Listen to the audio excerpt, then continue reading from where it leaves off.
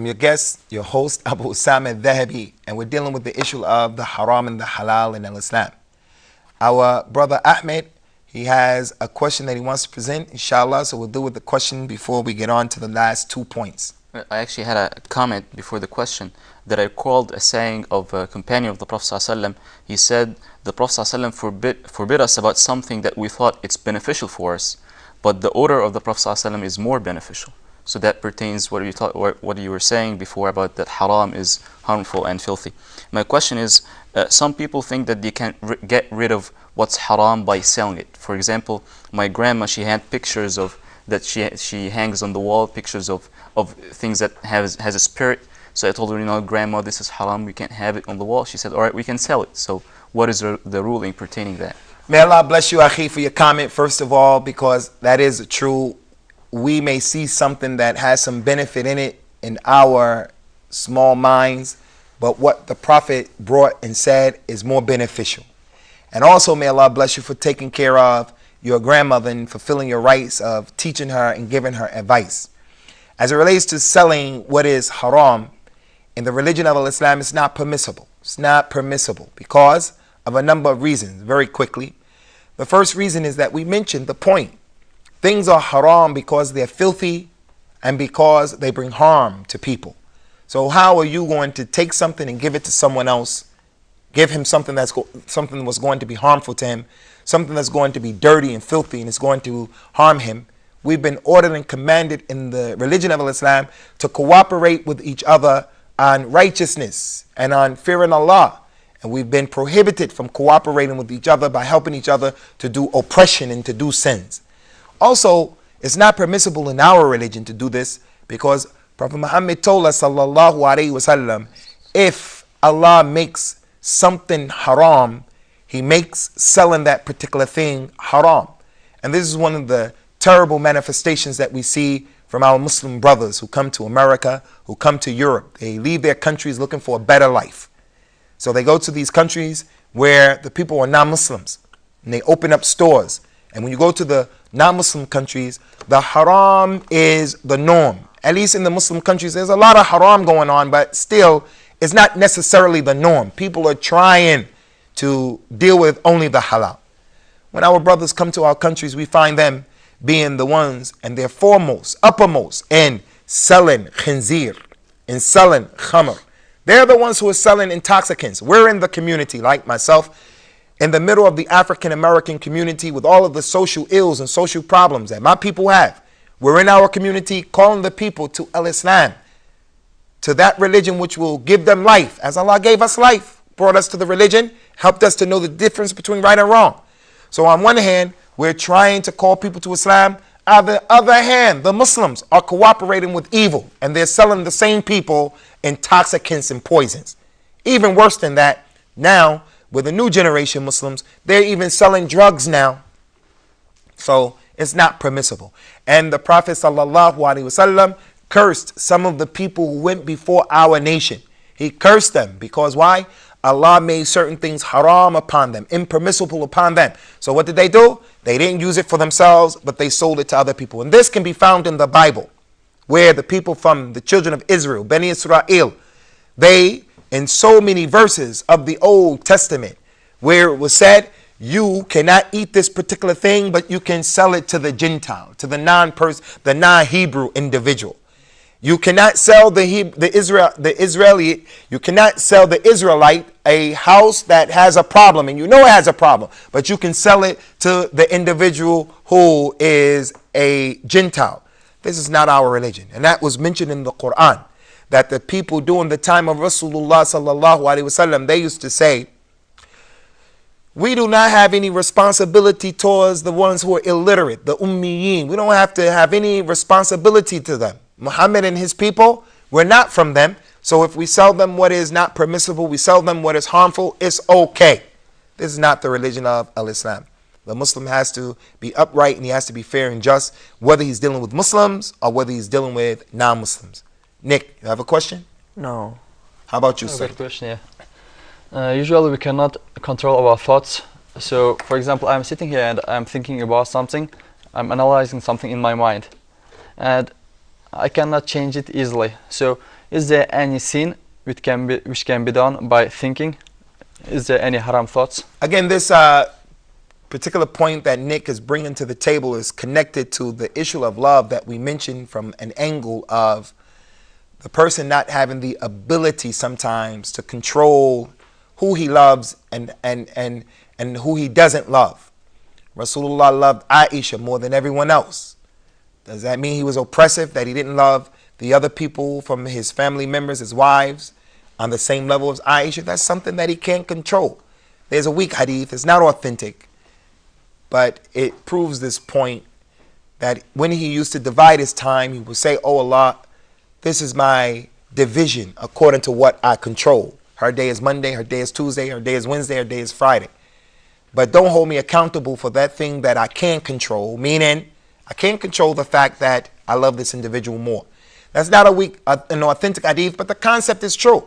You will never be able to deal justly between women, even if it was your ardent desire, meaning you will never be able to love them equally because a person doesn't control that. A person cannot control loving his mother for being his mother, but he doesn't love the disbelief. And that does not conflict with the concept of al-wala wal-bara, that our enmity is with the non-Muslims and our allegiance is for and with the Muslims. We can't love their disbelief though. This is a similar issue. A person cannot control sometimes what comes into his mind. He's a human being. He cannot control the wiswas or the whispers of a shaitan. He can't control it. He can compel it. He can subdue it. He can do something about it. But he can't control it. It's going to come to all of us. So the Prophet told us what? He says, sallallahu alayhi wasallam, as long as the person doesn't speak about it or he doesn't act upon it, then he's not accountable. He's not held accountable. As long as he doesn't speak about it and he starts to mention it unnecessarily, maybe he needs to tell the scholar or he wants to get some advice from someone. So he says, I get these thoughts like this or this. He should try to avoid getting into the details, but he may need to do that. So as long as he doesn't speak about it and as long as he doesn't execute it, then it's not halal, it's not haram, the fact that those thoughts come into his mind. But what he could do is seek refuge in Allah from that. He can read the Quran. He could preoccupy himself with something from the religion of Islam, from the forms of worship, and then it'll go away. But if he himself chooses to think about that thing that is haram. As for the individual making a concerted effort, he is making a takalluf and he's actually making himself think about that, then those evil thoughts are a part of what he is held accountable for. He is held accountable for that, and Allah knows best. Now we go on to the last 2 points. Point number 5, inshallah, concerning the halal and the haram, very quickly. The halal in al-Islam yughni an al-haram. The halal is enough to the point where you don't need what is haram. The halal is enough. So if the people took the halal, the permissible things, they're not in need of what is haram. For an example, zina, adultery and fornication. That's dirty and it's harmful. So we have what is permissible, which is more than enough. He can get married to 1, 2, 3, or 4 women. So the halal is always enough. Another example of that is, instead of a person drinking intoxicants, he can drink the good things from the earth. He can drink soda, milk, Zamzam water. He can drink orange juice. The halal is always enough. Another thing as it relates to the aqidah or the ideology that I want to share with the Muslims. There's that Muslim who puts around his arm the tamima to protect him from the evil eye. The talisman to protect him from the evil eye. He may have it and it may even have the Quran in it, written on it. But most of them just have some words written by some charlatan, and it's the religion of hocus pocus, the crystal ball religion. We say, instead of using that tamima or that talisman, it's better that you just make dua to Allah. It's better that you ask religious people, make dua for you. It's better that you learn the dua, the supplications, and you learn the Quran to protect you. It's better that you make ruqya over yourself than to do that. The halal is always better than what is haram. Those people who decide their affairs and they make decisions based upon frivolous issues. If the bird flies that way, I'll do it. If the bird flies to the left, I won't do it. If it's a white bird, I'll do it. If it's a black bird or a crow, I won't get married. If the first car that I see at the stop sign or the red light ends with an even number, I'll invest. If it's an odd number, I won't invest. This is like making divination with arrows. Al-Islam, pulling out an arrow to decide, should you do this or should you do that? That's haram. What is better than that is for an individual to make al-istikhara. For the individual to make al-istikhara. To make the salatul istikhara where he asks Allah subhanahu wa ta'ala in his dua, in those 2 rak'ah that he prays, that Allah guides him to what is correct. So anything that you are doing that is haram, we won't have excuses in front of Allah yawm al-qiyamah if you're not being compelled to do it. When you're asked, why did you do it? Why didn't you do it? No one is going to be able to legitimately say, I did it because of this or that. Because in the halal is that which is better. And another point connected to this is the halal is more opulent. If you took all of the things that are halal in the world and you placed them in this cup, they're going to fill the cup up. Whereas if you took all of the things that are haram, it's not going to fill the cup up because the halal is more in its opulence. And that's from the mercy of Allah subhanahu wa ta'ala. The last point that we want to make, inshallah, concerning the halal and the haram is the impermissibility of using tricks and deceiving and playing games in the haram, making it tahayul. At-tahayul. There were some people from the children of Israel in the past who they used to have to observe the Sabbath. On Saturday, they were requested and commanded not to work, not to do any physical activity. So those people who knew this ruling, they would take their nets and they would throw the nets out Friday night. And then the fish will get caught in the net Friday night and Saturday. They'll come back Sunday and they reel the nets in and they bring the fish in and they say, we weren't fishing. This is a tahayul, playing games to make haram halal or to make halal haram. Muslims do this as well. The ayah in the Quran, for an example, it says, وَلَا تَأْكُلُوا riba. Don't eat riba. Don't eat usury. The person says, well, I'm not going to eat it, but I'll invest in my house. I get a mortgage. I'm not eating it.